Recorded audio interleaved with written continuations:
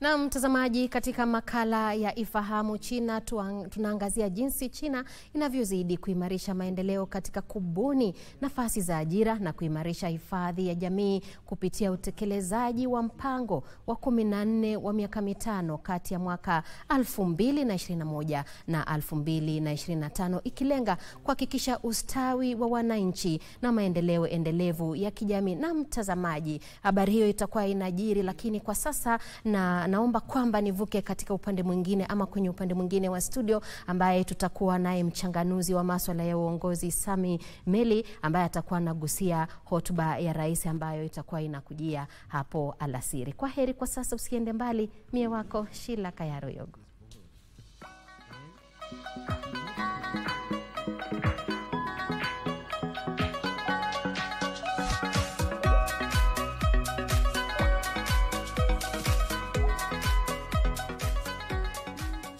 Taarifa kutoka kwa waziri wa rasilimali watu na hifadhi ya jamii wa China Wang Xiaoping zinaonyesha kuwa kufikia Agosti mwaka huu, jumla ya ajira mpya za mijini milioni 59.21 zimeundwa.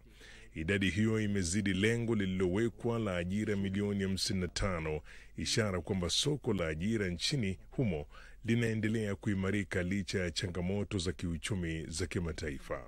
Katika kipindi cha mpango wa 14 wa miaka mitano, hali ya ajira nchini China imeendelea kuwa thabiti kwa ujumla, huku muundo wa ajira ukiendelea kuboreshwa na ubora wa kazi ukiongezeka hatua kwa hatua.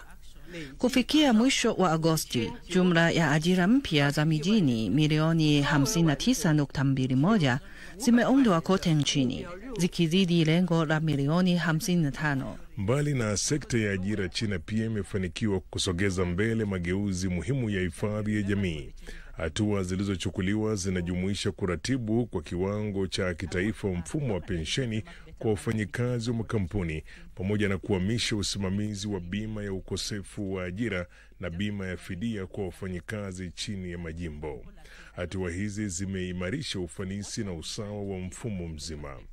Aidha, nchi imeanzisha mfumo wa pensheni binafsi na kuzindua majaribio ya bima ya majeraha kazini, hatua ambazo zimeposha ulinzi wa kijamii kwa wafanyikazi wa sekta mbalimbali. Kwa mujibu wa Wang, kiwango cha ufunikaji wa ustawi wa jamii kimeongezeka kwa kiasi kikubwa. Mfumo wa ustawi wa jamii wa China umeimarika.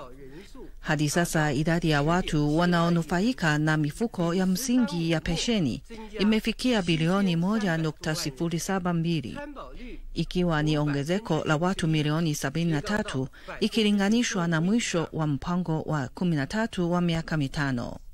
Kiwango cha ufunikaji kimepanda kutoka 91% hadi zaidi ya 95%. Kwa ujumla, mafanikio haya yanaashiria kwamba China inatekeleza kwa ufanisi sera za kukuza ajira, kuboresha ustawi wa raia na kuimarisha uthabiti wa kijamii na kiuchumi katika kipindi hiki cha maendeleo ya kitaifa.